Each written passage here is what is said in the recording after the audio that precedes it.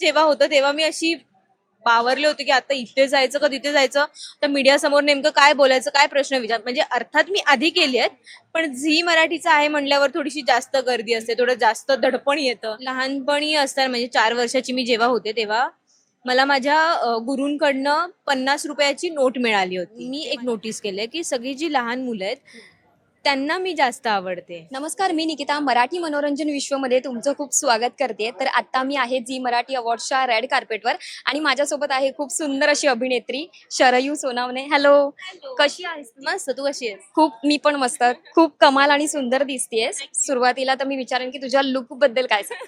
काय सांगू आता, तू एवढं कौतुक करतेस माझं, आता मी काय वेगळं सांगू. कोणी तुझा लुक डिझाईन केलाय? माझं मीच. वाव, कमालच. आणि ही क्लच बॅग पण फारच सुंदर आहे. काय काय आहे ह्याच्यामध्ये? सिलेक्ट केली आहे. वाव, मस्तच आहे. सो ह्याच्यामध्ये काय काय आम्हाला बघायला मिळेल? आता टचअपच्या सगळ्या हम्म, गोष्टी आहेत. माझं ब्लश ऑन आहे, कॉम्पॅक्ट आहे, लिपस्टिक आहे, परफ्यूम आहे आणि टिंट आहे. येस. आता कसं आहे, कोणतंही फंक्शन म्हटलं की आपल्याला फार एक्साइटमेंट असते. तर जेव्हा असं समजतं की वाव, आता रेड कार्पेट आहे, तेव्हा काय एक्साइटमेंट असते, काय भावना असते तेव्हा? रेड कार्पेट म्हटल्यावरती दडपण येतं, कारण की आता आपण कॉस्ट्युम्स काय घालायचं, आपण छान दिसलो पाहिजे ना, काहीतरी वेगळं असं डिसेंट पण असं एलिगंट, काहीतरी असं डिफरंट सगळ्यांपेक्षा, असं काहीतरी माझा करण्याचा नेहमी प्रयत्न असतो. सो त्याचं थोडंसं प्रेशर असतं, पण मज्जा येते. आणि तुझं पहिलं रेड कार्पेट आणि आत्ता त्याच्यामध्ये काय फरक वाटतोय तुला? म्हणजे तेव्हाचा एखादा किस्सा शेअर करशील का? कारण पहिलं म्हटल्यावर दडपण तर असणारच. अर्थात तू बघतेस ना, आता मला पहिलं जेव्हा होतं तेव्हा मी अशी बावरले होते की आता इथे जायचं का तिथे जायचं, तर मीडिया समोर नेमकं काय बोलायचं, काय प्रश्न विचार, म्हणजे अर्थात मी आधी केली आहेत, पण झी मराठीचं आहे म्हणल्यावर थोडीशी जास्त गर्दी असते, थोडं जास्त दडपण येतं. त्यामुळे तेव्हा दडपण होतं, पण आता मी एकदम रिलॅक्स आहे, आता मी मज्जा करतेय.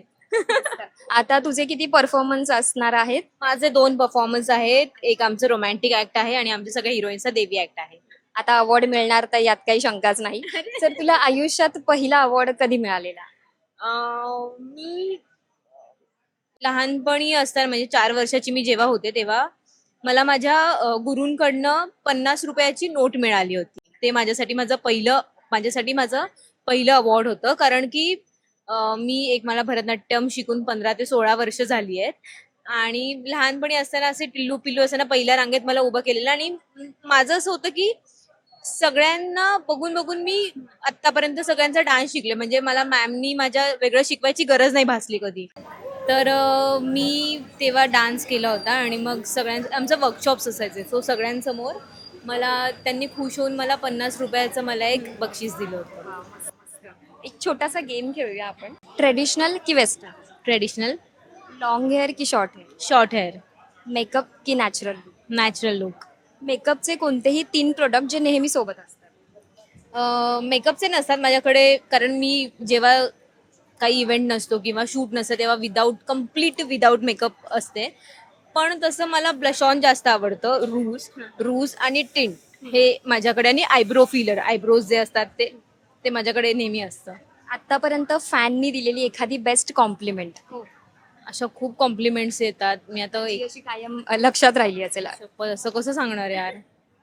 पण माझ्याकडे किस्से आहेत कॉम्प्लिमेंट पेक्षा ना. माझ्याकडे जेव्हा सेटवर आम्हाला भेटायला येतात तेव्हा प्रत्येक वेळेला ना, मी एक नोटीस केलंय की सगळी जी लहान मुलं आहेत त्यांना मी जास्त आवडते, आणि मलाही त्यांच्यासोबत वेळ घालवायला किंवा त्यांना भेटायला, कारण ते नेहमी येताना माझ्यासाठी फुलं आणतात.